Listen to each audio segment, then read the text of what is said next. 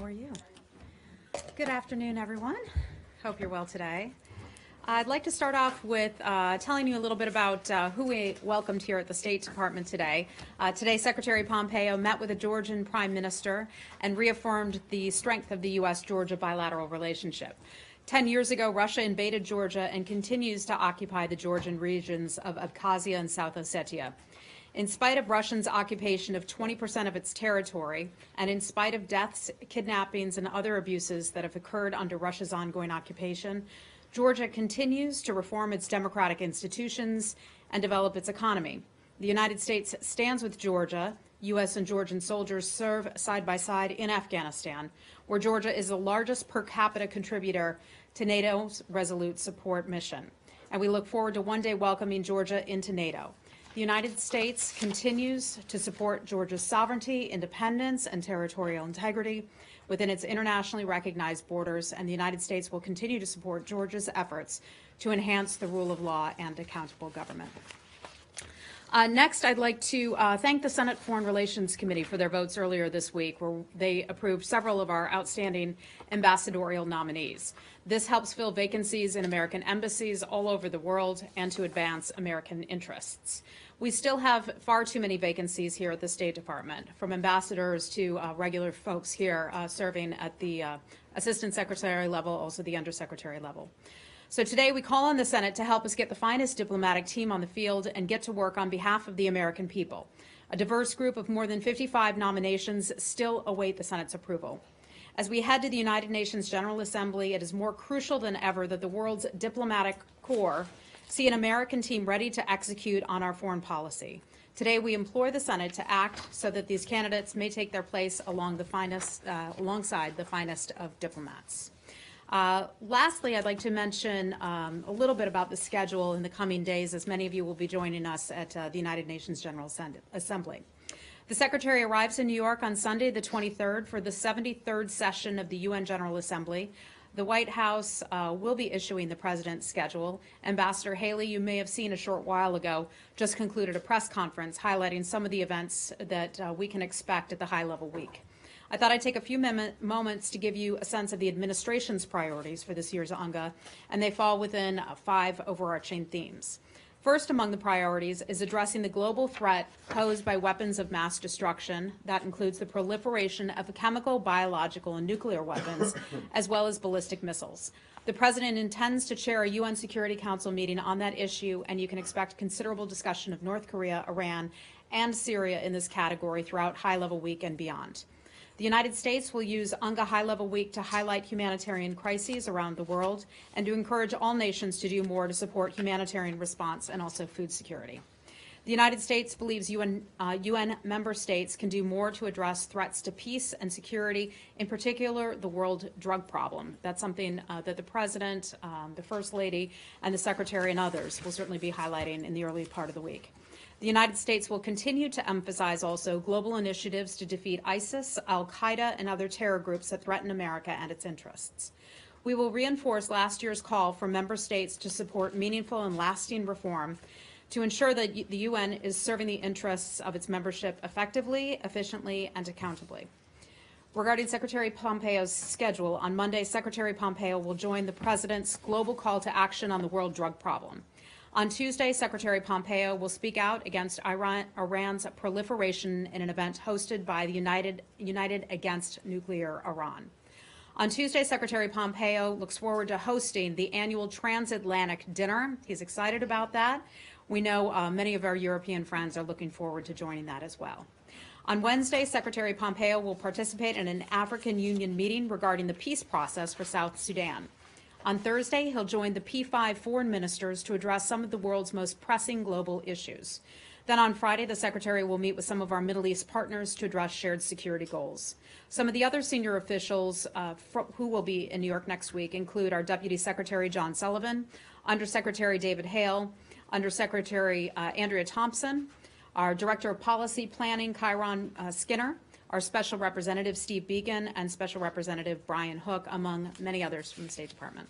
The United States seeks a strong, sovereign, and independent partnership with countries that control their own destinies, and the United Nations General Assembly provides an excellent platform to advance our American interests. And I look forward to seeing you all in New York and talking with you non-stop, I am sure. Be happy to take Probably your questions. more than you want. And I imagine we'll be having a few drinks together as well. So looking forward to that. What was Thursday again? I'm sorry, you weren't going very fast. Let me go back to that. Bear with me 1 second.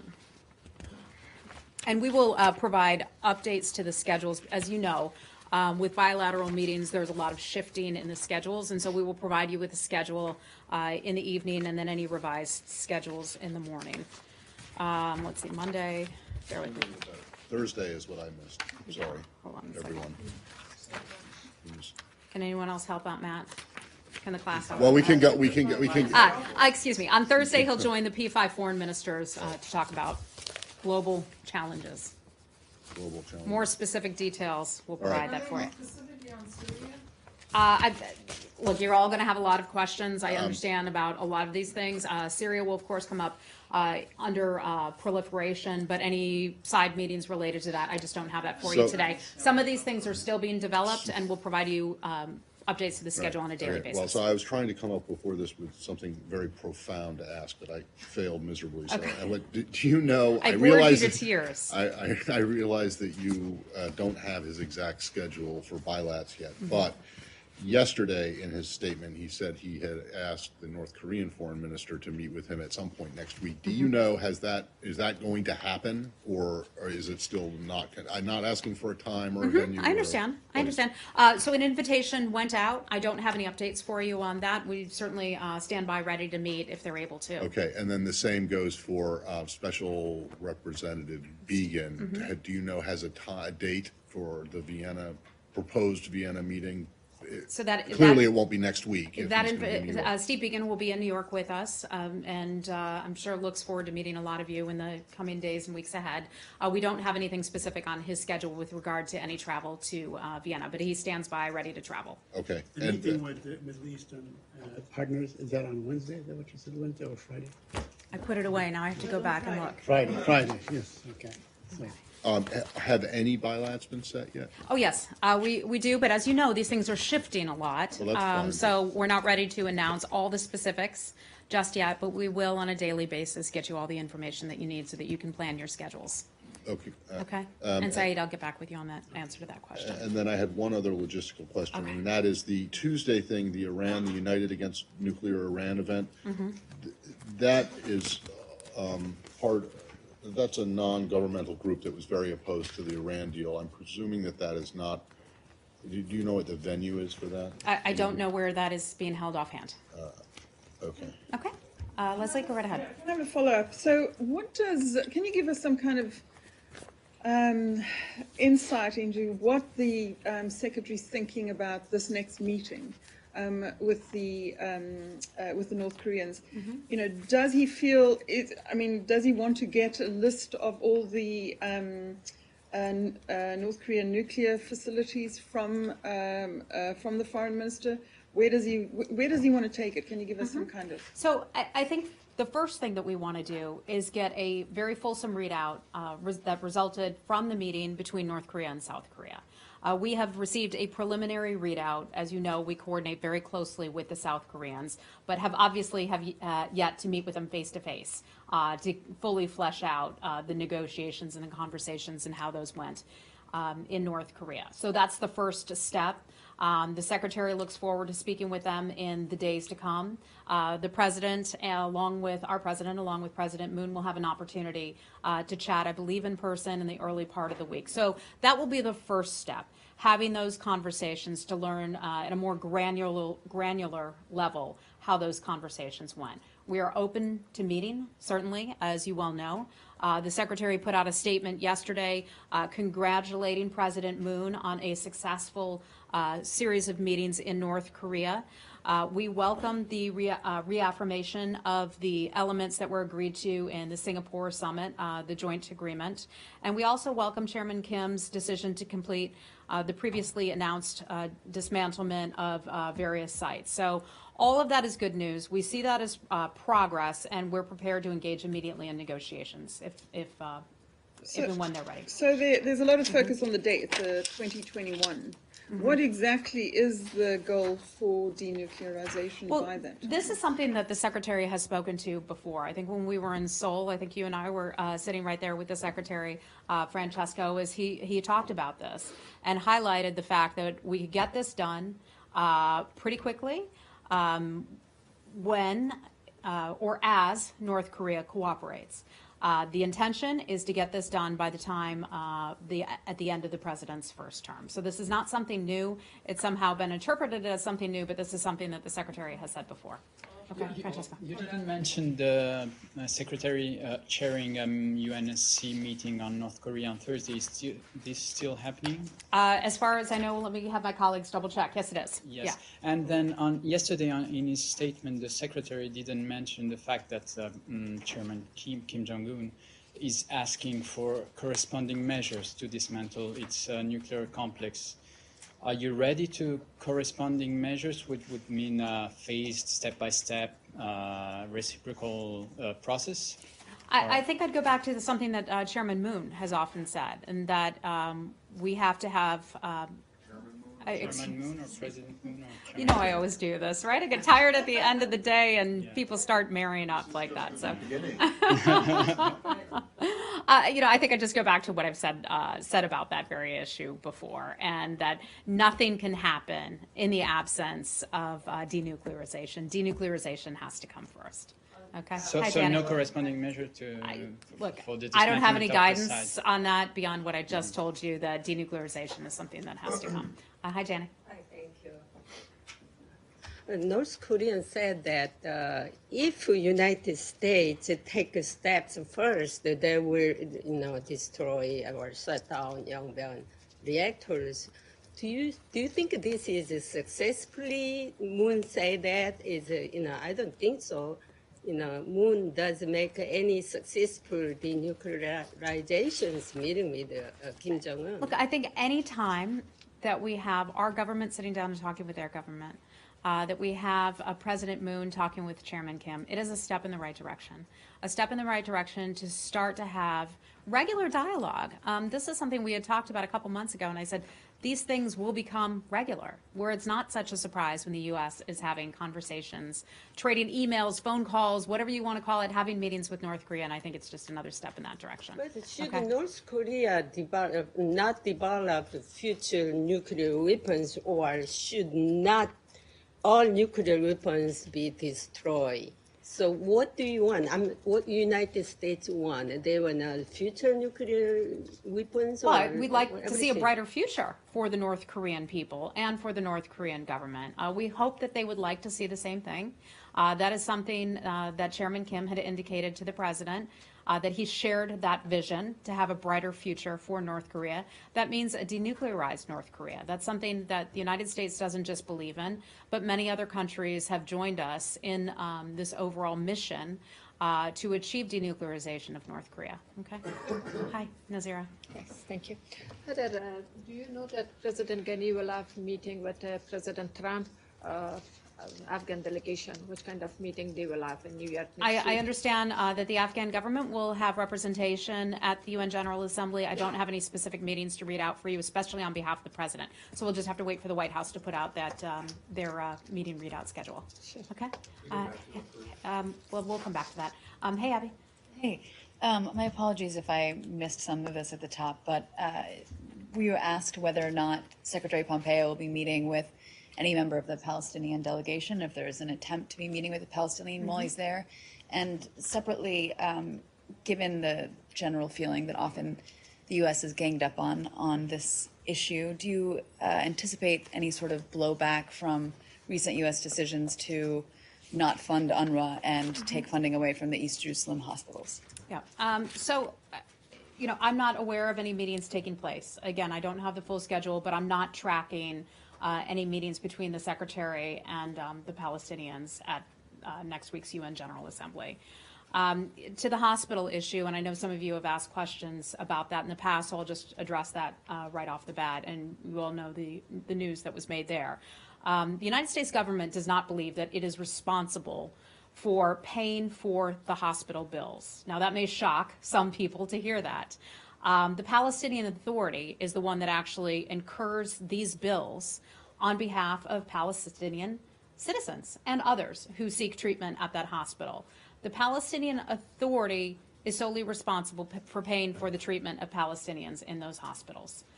Historically, they have neglected to pay the bills at their hospital of those individuals and other bills related to the hospital.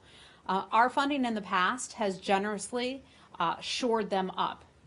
The PA, though, we have seen the Palestinian Authority is prioritizing paying its debts, has failed to prioritize paying its debts, and has instead put money into funding things like payment to the families of terrorists and payment to, as you all are well aware, of the Taylor Force Act, and payment to families of those who have been imprisoned. We think that that is a wrong decision, that the Palestinians should be funding the care of their own people in the hospitals, and that it should not be the responsibility of the United States government to pay those bills when the Palestinians have that money that they could choose to use on their own people, as opposed to funding the families of terrorists and those who are serving in prison. Wait a second, Heather. Are you saying that the Palestinian Authority takes money that it would otherwise be using to pay for medical treatment for Palestinians in the East Jerusalem Hospital Network, and instead gives that money to the relatives of prisoners and people who have committed anti-Israel acts or 3 words to answer that question. Money is fungible. And that is the money that we provide to different entities and groups throughout the Palestinian Authority can be used for other things. So we see that. We hope that the Palestinians will choose, the Palestinian Authority will choose to spend money on its own people at the hospital, and the United States should no longer be forced to shoulder that bill. Well, no, but forced. The United States was never forced to pay Encouraged. The Palestinian United States should hospital no longer pick up that tab. But you did it Yeah. to keep these hospitals funded because you are, as you consistently say, the most generous country on earth. So your argument we is that it is not ungenerous to take away money that No, would be Matt, used that the in- Palestinian Authority could pay these bills on Could their it? own. I mean, do you have the numbers? Do you Could know? pay these bills on their own, but you know what?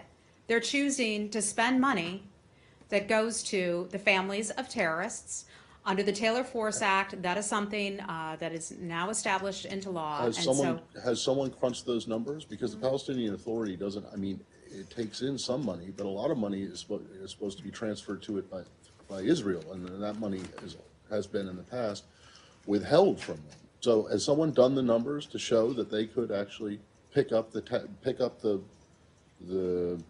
money that you cut from the I'm hospital not sure it's network? our responsibility to crunch the numbers to figure out whether or not Well, it kinda they is if have you're enough saying that- money to share to pay for those hospital bills. The United States has shored them up in the past. The United States government has made the decision at this point to no longer do that. Saeed, I'm sure you have some questions about I this. just have a couple of follow-up. Even in your report on terrorism yesterday, you mentioned that this agreement with Israel paying the prisoners goes way back to 1965. So the Israelis have agreed to this long time ago.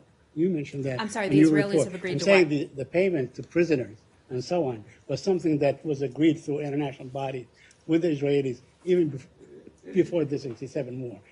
Another thing is that on these hospitals, the funding predates the PA. It goes way back before the PA on these particular hospitals. And my question to you is actually on settlement. It's not a topic that you address frequently, but in fact, I know your position. Before we go on to settlements, and I'd be Okay. happy to address that, I just want to highlight something, and that we have heard reports that the Palestinian Authority has said that it will pay money to the family of the man who murdered an American citizen, Ari Fold. We've heard that report. We are looking into that. While I'm at it, because we've not talked about it this briefing, let me add that we're deeply saddened by the loss of this American citizen, and our condolences go out to his family and also his friends. I want to make clear that we condemn the Palestinian Authority payments to the families of prisoners of convicted terrorists and deceased Palestinians, and we strongly oppose any program that incentivizes those acts of violence and terror.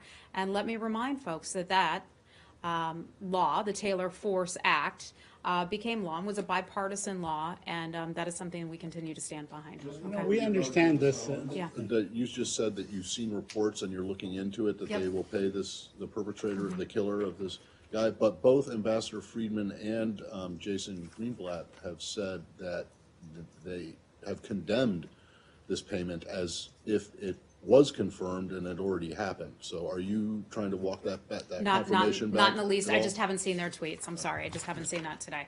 Okay. Let me ask in you on terms the of settlements, settlements, your because question? this is an issue that, that can be discussed at length, the payments and so on, because they're paying the families. They're not paying the person, the perpetrators. A lot of them have children and so on. They have nothing to do with that decision. That's You don't something see that for happening you. in the United I States. understand. That's not a normal thing to Okay, do. but- It's not a but you normal, know- it's not a right thing to do, to pay the families of those who have murdered innocent people. I mean, that's something that the United States government on a bipartisan level passed a law against. It has bipartisan support. I mean, I understand your condemnation. Yeah. I understand your feeling, but the day before, 2 Palestinian children, 112 and 114, were gunned down in Gaza. Were you aware of that? I was not aware of Okay, that. I okay. don't have any All right. information on that for you. Yeah, I wanted to ask you about the settlements. I know it is not a topic that we discuss often because you guys say our position on the settlements is well known. But I want to bring your attention to the fact that this administration has not in any way expressed outrage on the settlement activities that is just going crazy. Every day, there's not a day that goes by without expropriating land, without throwing Palestinians out of their land, without taking land and so on, establishing outposts and so on. You don't even express any outrage, or you don't call on the Israelis to stop. Are you planning to as a show of goodwill, considering this is the time of high tensions between Palestinians and Americans, to show that America does stand by its principles and does consider these settlements to be illegal? Saeed, I'll say it one more time, and that is that the Israelis have assured the president that they will take his concerns into consideration regarding settlements. They've assured the president of that. Unrestrained settlement activity does not advance the prospects for peace. We've been clear about that. Peace will not be easy. We all know that very well, and it will take some time, but we're ready to sit down and help facilitate those talks when the parties are ready. Okay? Hey, Lori. Hi. Britain's ambassador to Iraq tweeted that he had met with the Iranian ambassador about forming the next Iraqi government. And Baghdad responded with a mild statement that it was surprised. What is your view of meeting with the Iranian ambassador on the next Iraqi government? Yeah, I can't confirm that meeting took place, so I'd have to refer you both to the British government and to the Iraqi government about that alleged meeting. But I can tell you, overall, we wouldn't have any comment on that without having heard more from them. I'll send you his tweet. Okay, thank you. And another question. The KRG's Joint Crisis Coordination Center has issued an urgent appeal for refugee support. There are still 1.5 million refugees in Kurdistan. The promised aid hasn't arrived, and refugees returning to the region outnumber those going home. I know we discussed U.S. aid to Iraq, we discussed the U.S. aid to the Palestinians, but given that the UNGA is next week, and given this urgent appeal and the burden of the refugees being supported by the Kurdistan region, would you consider doing more to help out in this problem of refugee support, or at least pressing your allies to do so? I think we've demonstrated very well our commitment to the Iraqi people. I can't forecast anything that may or may not happen in the future, or what decisions or policy decisions might be made. But we've given more than $1.7 billion in humanitarian aid since 2014 to the Iraqi people through various programs there. But I just don't have any information about that specific program that you were asking about. I'm not even sure if the United States government funds the program that you're referring to. But the refugees tend to concentrate in the Kurdistan region because it is a more hospitable environment, because the fighting's been up there. And this is 1.5 million out of an indigenous population of 6 million. It's a quarter of a 25% increase in the normal population. they're saying we can't cope with this anymore. Lori, I'll take a look at it and see if there's anything in additional that could be in the works, and I'll let you know if I do have something for you. Hi, Lala. Wait, let me just get some other people. Hold on. With Iraq? Yeah, go ahead. Actually, I have also a follow-up on the Palestinian, but on Iraq. There are some reports in the Arab media circulating that actually the State Department has informed the Iraqi government that it will be held responsible for an attack by Shiite militias in Iraq on any American targets. Can you confirm that? I can't confirm that. I can tell you that we have said that we will hold the Iranian regime responsible for attacks on our facilities. As the Secretary had talked about last week, we've seen Katyusha rockets fired at our facility in Basra, something also happening into our embassy in Baghdad, and as Lori can probably attest to, weapons being fired at Kurdish facilities in the north.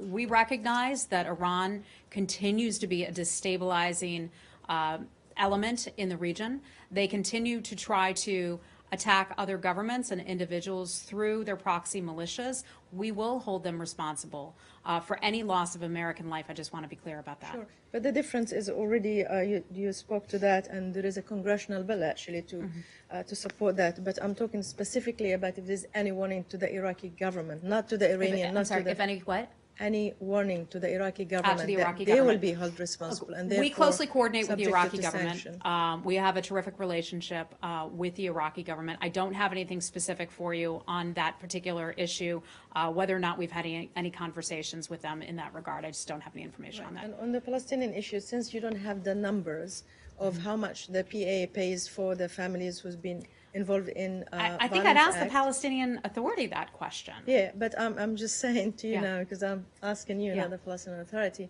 that if you don't have the number, and you have the number for how much money that's spent on hospitals, which reaches to the millions, where my understanding that the money that's spent on the Palestinian Authority to the families in their thousands, is this, how do you respond to accusation that the decision was politically motivated to pressure the Palestinian Authority to accept any deal, because this has been paid for during many administrations before, and it's only now you decided to take this Yes, action? it has been paid by administrations before, and this is a relatively new administration that has the right to look at U.S. policy and also where the United States chooses to spend its money and where its resources can best be used.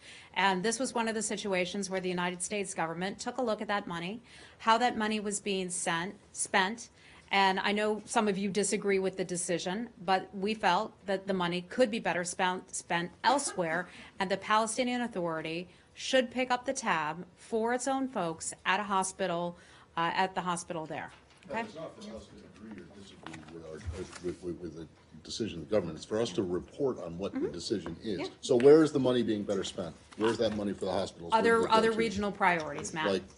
Like what? for Other example? regional priorities, we're Like taking a what? look at some of the things. Just Well, in geez, Matt, general. I can think there are a lot of important things going Well, on it's not in that being region. spent on Syrian stabilization. That would be an important project, wouldn't it? You know what?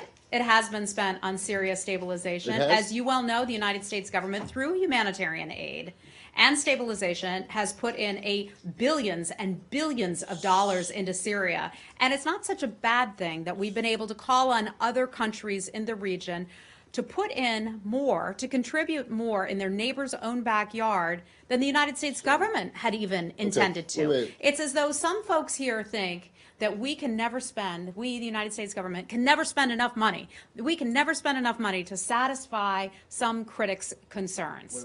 And the United States government has to take a look at what money we have, the taxpayer dollar, and what is the best use of our taxpayer money. Yeah, so you're saying the money for the East Jerusalem Hospital Network has been reprogrammed No, into Syrian I stabilization? did not say it has been reprogrammed that's into what- Syria stabilization. Is I that said exactly to you what you said, that we I had think. spent money on Syria Well, what has stabilization. the We money from the- have spent money on Syria humanitarian aid in Syria.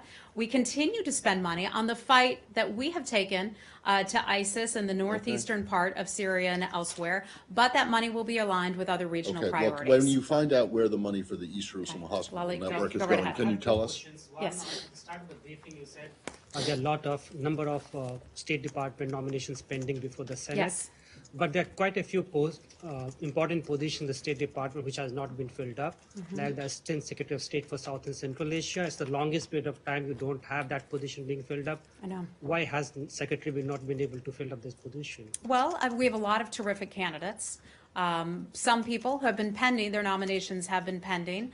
Off the top of my head, I don't know if we have a candidate for that role, but I imagine the Secretary is looking at and talking to quite a few qualified people. When we have a nomination, that would be announced by the White House. I'll let you know. But what we would like to see done first is have the people who are already pending, who've already had their back-end checks, gone through the system, and are now pending in the Senate, have the Senate ask them the questions and then vote them out, and hopefully they'll be joining us here soon. And secondly, there's news about resumption of talks between India and Pakistan. The foreign minister, two countries are planning to meet in New York sometime later this month. How do you see this development? Yeah, we saw that. I think that's terrific news for the Indians and Pakistanis to be able to sit down and have a conversation together. We saw the reports about the positive messages being exchanged between Prime Minister Khan and also Prime Minister Modi, and we hope that the conditions will be set for a good, strong relationship, a good, strong bilateral relationship in the future. Thank okay? you. Hi, Ben. Yeah, just a point of clarification on yesterday's statement. Secretary Pompeo said that he welcomed Chairman Kim's decision to allow U.S. and IAEA inspectors in this dismantlement, but I don't think that was specifically in the joint statement. So could you clarify if North Korea has given any guarantees that U.S. inspectors would be allowed to inspect? So President Moon and also Chairman Kim did talk about inspectors, of course. Having IAEA inspectors and United States inspectors be a part of anything is really just a shared understanding. Anytime you have a nuclear situation like this, where there is a dismantlement, the expectation is that IAEA inspectors would be a part of that. So that would just be a normal course of doing business. We have that shared understanding with the countries. But it wasn't specifically in the document that President Moon and Kim Jong-un signed, and the Secretary said it was. We have had conversations with that government, with the government of North Korea, and that is our mutual understanding. That is also the understanding between the Republic of Korea and North Korea, and that was one of the things that was discussed, according to my understanding of it, over the past few days. Again, we look forward to getting a more formal, thorough readout from the Republic of Korea as soon as we can sit down with them face to face. Okay? Go ahead. I can do one more question. There you go. Okay, go ahead. Yeah. So Secretary Pompeo asked to meet with North Korean Foreign Minister Lee Yong-ho. Does State Department still strongly believe about sanctions implementation about North Korea? What about sanctions implementation? About the need for stronger sanctions implementation on North Korea. Without a doubt, and it's not just the United States that wants to see strong sanctions enforcement. Sanctions must continue to be enforced. That is something that the Secretary and Ambassador Haley addressed about 2 months ago when they were in New York together. It's something Ambassador Haley addressed just earlier this week. And there are certain governments that are trying to skirt sanctions, and they should not be doing that. In order to get to the denuclearization of North Korea, sanctions must be enforced. We cannot let our foot off the gas. Okay. Hi, how are you? A question about Egypt as we're going into the GA. Mahmoud Hussein, an Al Jazeera journalist, continues to be detained in Egypt without trial. Abdullah Shami was sentenced in absentia to 15 years a few days ago. And that's just part of a larger picture of human and press rights in Egypt as decried by human rights and press freedom organizations. How prominently does the issue of press freedom and human rights in Egypt, how prominently does it feature on your radar as you go into talks at the UN? Mm-hmm. Well, human rights issues and press freedoms are always something that we raise, not only in our bilateral relationship with many governments around the world, but also in our human rights reports. And so that is something that is documented there. We've followed the case of your colleague, your journalist, who has been sentenced. We remain deeply concerned by the human rights situation in Egypt, including restrictions on freedom of expression, association, and also peaceful assembly.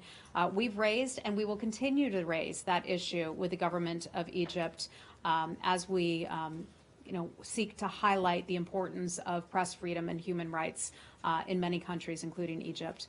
We call on the Egyptian government to ensure due process and to protect the fundamental human rights of all detainees. Just a quick Yes. follow-up, if I And may. this final one that I have to run. Yeah, thank you.